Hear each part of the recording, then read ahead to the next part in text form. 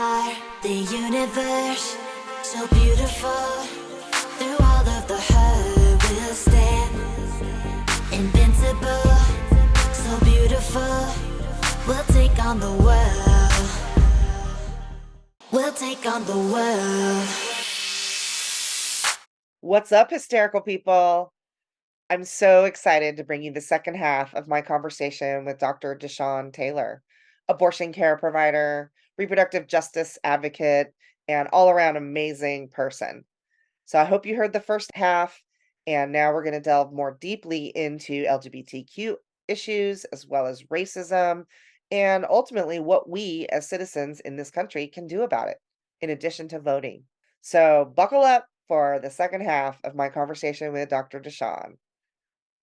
To be a true participant in this movement in an authentic way, you have to see where those intersections are. Yeah, absolutely. And of course, I had my own abortion, so I am in that reproductive movement, if you will.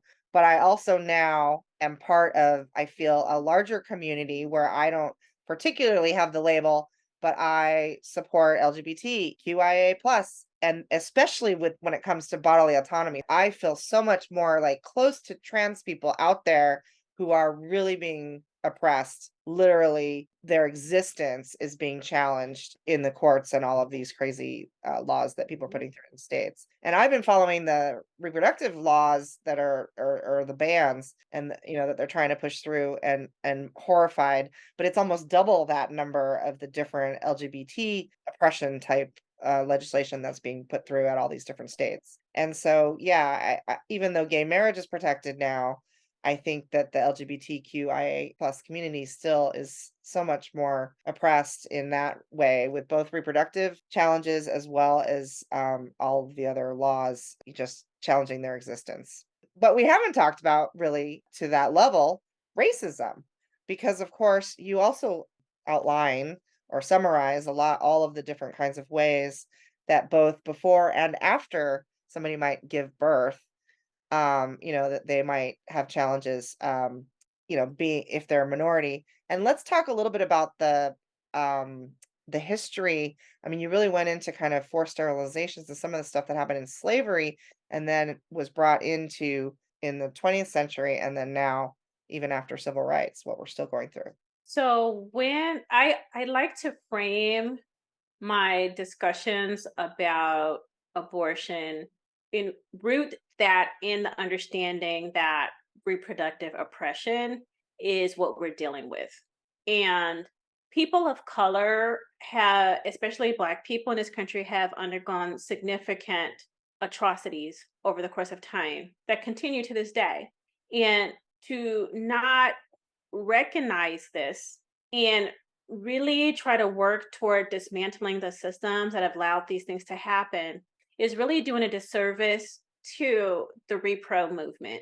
A lot of the inequities that we see in healthcare in general, and especially in the people who are most harmed by abortion bans, where we have advocates use in talking points all the time, but ultimately are not committed to being anti-racist and dismantling white supremacy and in these systems of oppression that continue to exist to this day. There has to be a commitment to understanding this history and thinking about how it impacts what we're seeing today. So, enslaved women had no agency over their bodies, and literally their bodies were used to create a product that brought money to the people who owned them. And so when you think about that in light of the modern, well, before we started to have more people understanding that reproductive justice is the way forward, and that reproductive rights movement that developed, where people were fighting for the right to have abortions, again, you had Black women fighting for the right to actually have and keep their own children because of this historical context here. And then you go from once slavery was abolished, then you go into Jim Crow and these eugenical sterilization practices, where for all types of reasons, Black women and other women of color were being sterilized against their knowledge. experimentation with birth control. People were having IUDs placed and implants and getting the Depo-Provera shot, not quite understanding what the impacts were. Like government programs were available for people to have IUDs and implants placed, but then weren't available. Those same resources were not available for people to have those removed if they decided that they didn't like them or when they were ready to expand their families. So although these were technically reversible, it still impacted people's fertility because they couldn't find any way to get these things out. And so those practices, there creates a level of distrust Mhm. with the medical system. And so when we're having these conversations, we're saying, well, she should have just used birth control. Well, we don't know what type of conversations or relationships that people have had with the people they've interacted with in the healthcare system to have the conversation in the right way to help people understand how birth control can be helpful to them and not harmful.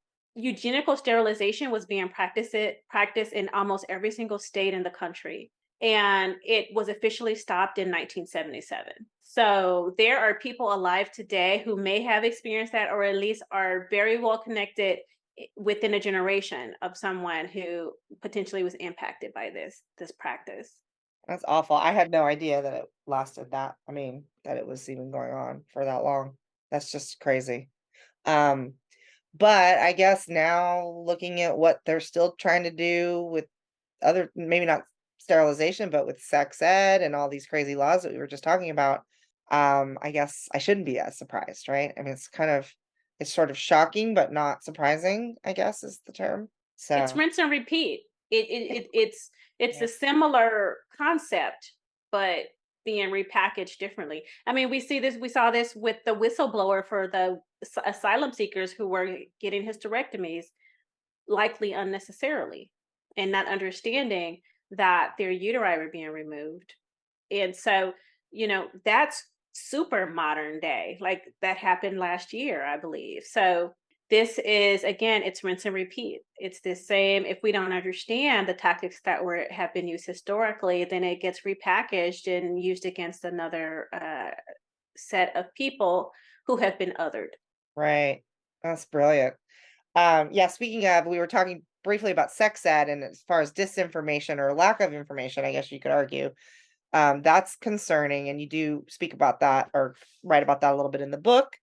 And my favorite quote, I think, of the entire book is this one right here that I wrote down. So I'm just gonna say it, but these are your words. It's ironic that many of the same people who believe a zygote is a fully formed independent person also believe that kids are their property with no rights of their own to accurate, scientific, fact-based education. And that is so like, just makes me want to scream.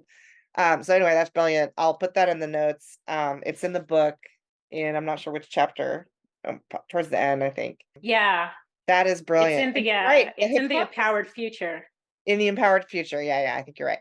I mean, that's just one example of the hypocrisy, right? Of these people who, don't take my gun, but you can have control over all the people with uteruses in the country and get to dictate when where they can procreate. So beautiful. All right, so let's talk a little bit about, because I think the other thing that really struck me, I mean, I'm basically an atheist now. I'm going to go ahead and say that. I'm a proud atheist.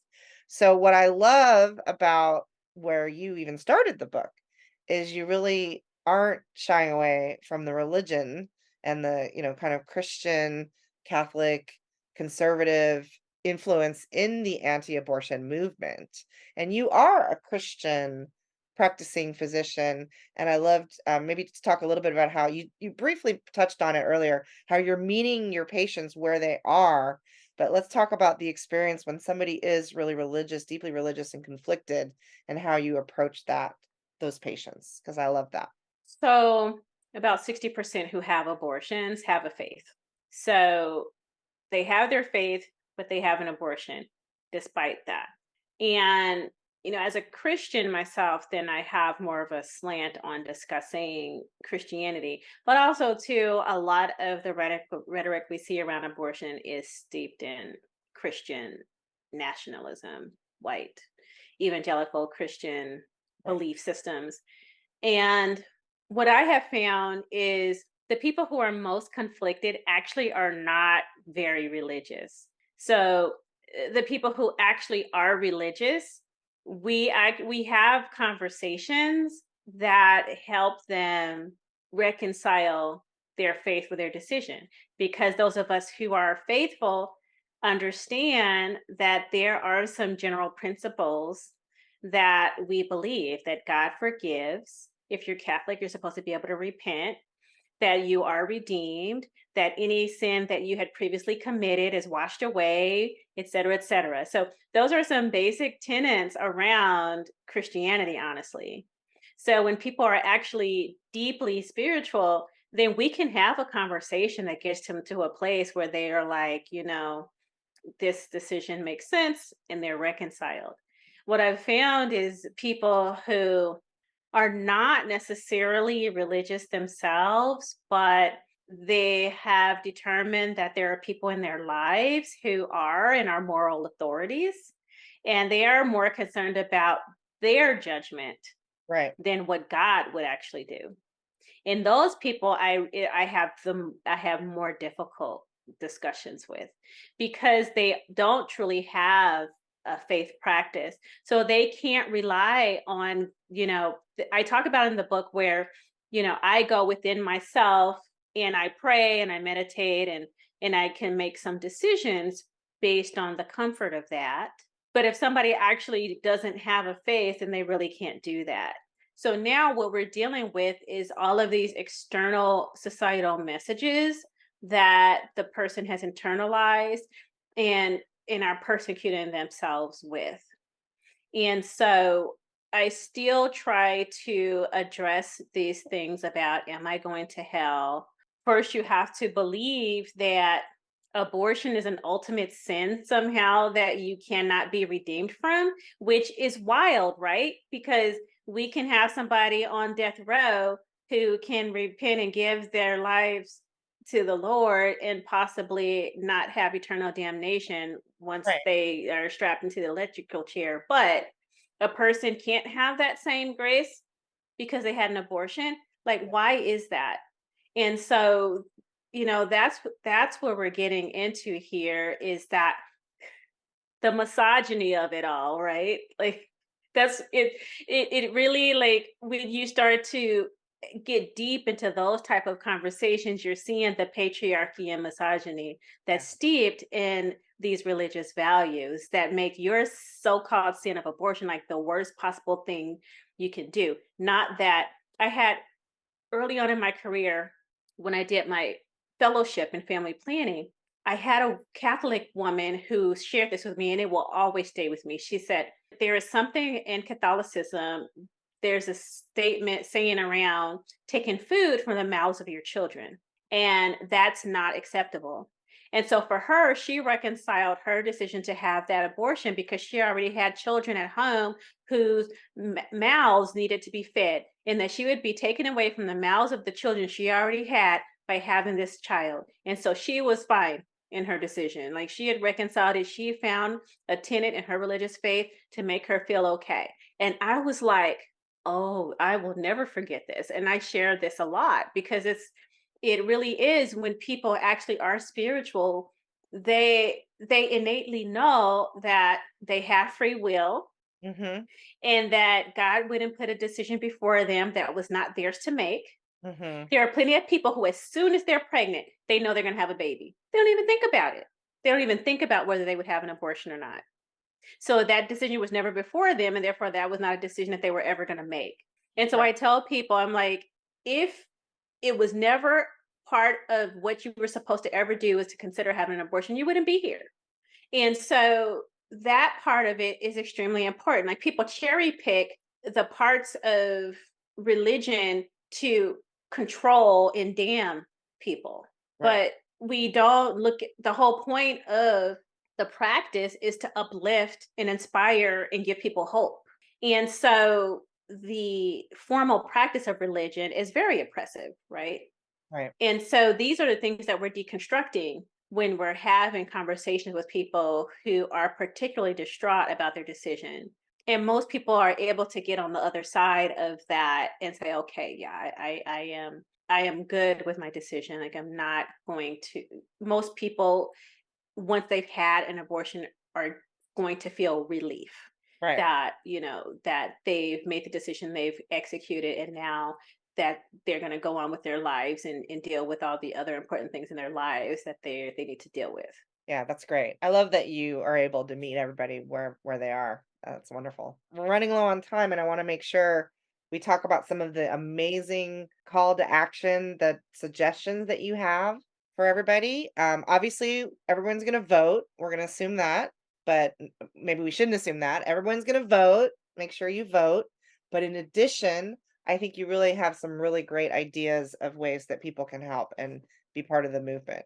So can you just talk a little bit about some ideas to share? So, one of the things that in conversations that I've had with people, people have varying abilities in terms of like physical abilities, and then people have various resources in terms of time and money. And then, there's the issue of geography.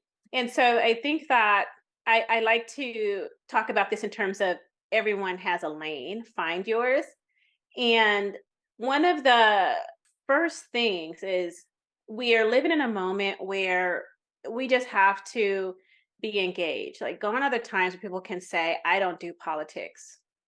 It, our existence is political. The fact that we are here and our rights are being taken away from us is political. And we want to be part of the future that we want to see. And so some basic things that I've asked people to do is when you're talking about abortion, say the word abortion. Hmm. You don't use all type of constellations of phrases and things when you actually mean abortion, because just saying the word abortion goes such a long way. It signals to people that you are a safe person that they can talk to about abortion in general or their own abortion. That is huge. Say the word abortion. The other piece of this is yes, vote. But I want to say that gone are these days where people are like talking about vote blue no matter who. We have a pro life Democrat in our legislature in Arizona right now.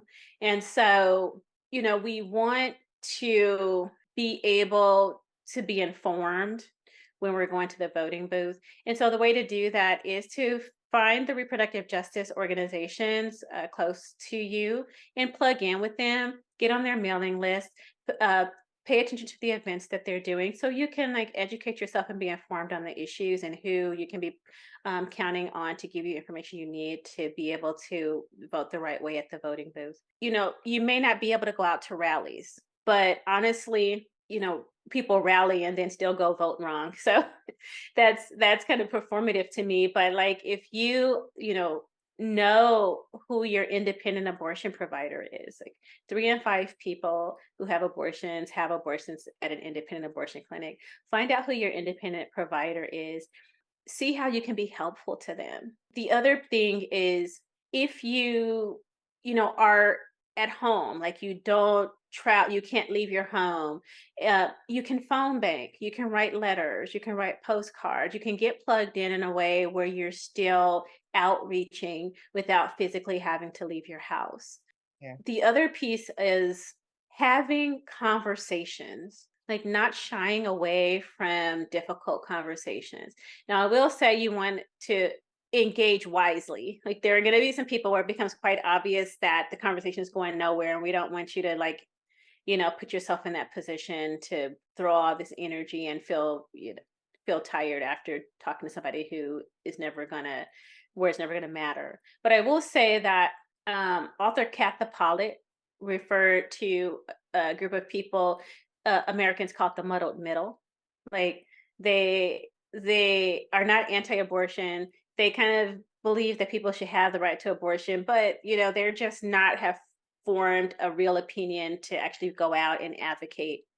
And so those are the people who can be reached potentially.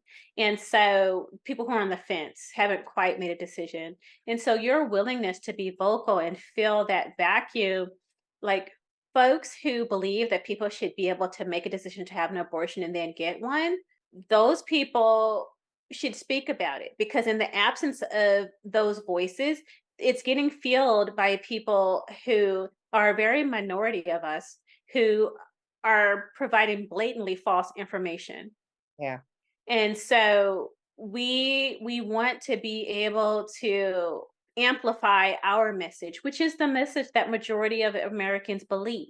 And what is great about the book is that at the end of each chapter we have these talking points, these myths and realities to help people, give people language on how to respond to some of these sticking points. It's really well done. This is the myths for those on YouTube. You can see just nice summaries at the end. It's very, very well done. And yeah, if you just take all the ending of each chapter and yeah, that would be like a nice article you could even just do as a summary. It's a little bit shorter. It's really, really wonderful. I hope everybody gets the book, Undue Burden. I'll put a link. I assume you have it on your website or people can purchase it on your website. So I'll make sure I have a link on there. You can donate to Dr. Taylor's nonprofit and help her continue to train abortion providers as well as continue to provide abortion care in a battleground state, which who knows. So you're on with abortions right now, right? I noticed you Yes. at one point you had stopped because it was a bit confusing, the legislation. So, and I don't blame you. I mean, the fact that you're still there navigating these crazy times is you're my hero, you're everybody's hero. Thank you. Wonderful. One final thing, I know you were talking about this, I think a little bit you alluded to in the book. You really, I think you made it clear that it's probably good to be a little bit of a keyboard warrior troll if you're in a long thread and a lot of people are going to see it, that maybe, don't spend all your time running around social media putting down the trolls, but it's maybe okay to every now and again make a comment when you're putting down some of this misinformation and making sure that it's clear. I did that a lot during the pandemic with respect to vaccines because I'm a Mhm. scientist and I was really mad that there was so much disinformation out there. And yeah, we still need to do that, or now we need to do it for a different reason because of the state by state craziness. Yeah, So I will say there's a lot of fake news. And so yeah, when you come across the fake news and you can actually provide accurate information, if there appears to be an audience, even if there's like a ton of likes and not comments, like that people are lurking and there's an opportunity to educate people. I would say jump into those. yeah, that's good. Awesome. Well, Dr. DeShawn, I call you Dr. DeShawn. That's fine. This has been so amazing. I'm really excited to meet you again in person at your gala fundraiser later this month. So that'll be really fun and exciting. And I suppose a link for people to donate would be appropriate. And to make sure you get all the love that you deserve and all people who want to support you are able to help the cause. And again, this book is amazing. Everybody get it. Undue Burden. Is it available in So like it is available anywhere you purchase books online, paperback and Kindle. awesome? Well, thank you again. And I appreciate all of your hard work and the fact that you are multitasking and doing so many different wonderful things to help and able to help share all of that wonderful stuff with us today. So thank you so My much. pleasure. All right, that's it for this episode. Don't forget to subscribe wherever you get your podcasts and stay hysterical, everybody. We are the universe, so beautiful. Through all of the hurt, we'll stand invincible, so beautiful. We'll take on the world. We'll take on the world. We'll take on the world. We'll take on the world. We'll take on the world.